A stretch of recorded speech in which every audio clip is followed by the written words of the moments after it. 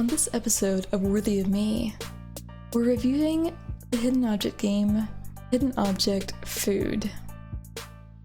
Links will be provided in the description below, and thank you to Brandon from the band Ocean Lux for the background music. Hidden Object Food. How well do you know your foods? Obviously, I don't know them too well because I couldn't figure out the looks to several. And then again, the names they give you and the images you're looking at could be one and the same. If there's a lot of one of the foods and it's something you're looking for, odds are that's not it. About this game.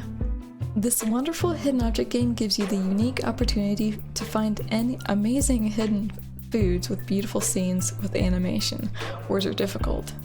Features beautiful, high-quality images, animation, addictive hidden object gameplay, catchy sound effects and music, differences randomized on each play, hints if you get stuck, try to score at the highest score.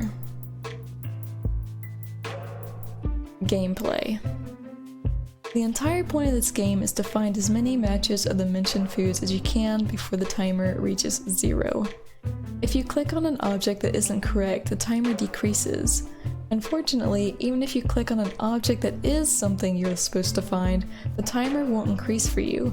It only increases by a small amount once you find everything you need to.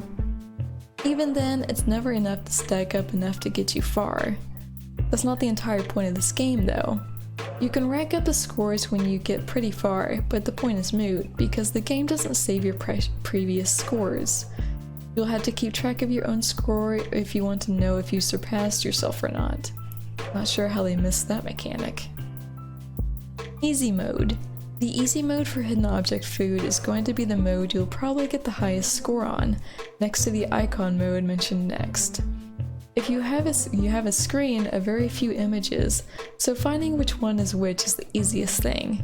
It also gets you oriented on some of the names of the products before you get into the more aggressive hidden object scenes. Icon mode.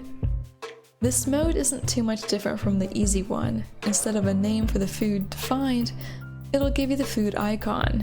It's a bit easier to find certain foods as sometimes names don't fit the image, or you're looking at the wrong image for the food name. Medium mode. Medium mode starts off with more object on the screen and a little less time to find things, so the middle ground for easy and hard.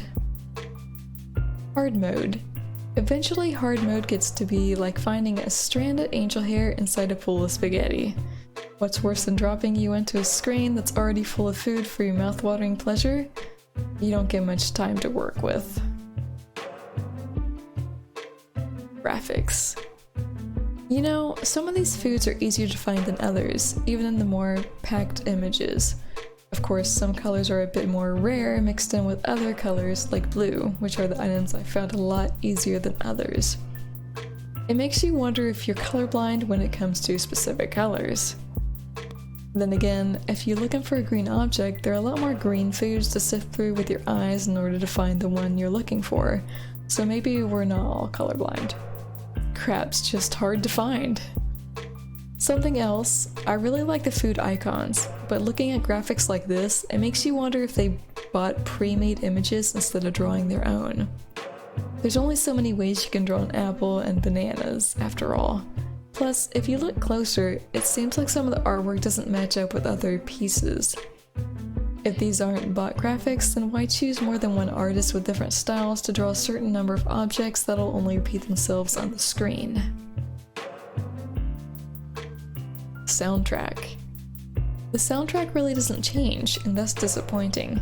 Between 4 different modes to choose from, I feel there should at least be something that makes it become more intense or more relaxed. Then again, when you're nearing defeat, the game itself is all the same. Is it worthy of me? It's fun the first handful of times you play each mode, but without enough time and without the capability of the game actually saving your scores, it becomes monotonous and boring. You can only get so far before it's just too much to look at for 1 or 3 pieces of food. Thank you for watching this episode of Worthy of Me. If you found it worthy, leave a like. If you haven't subscribed yet, we'd love to have you as part of our community. And we'll see you on the next episode.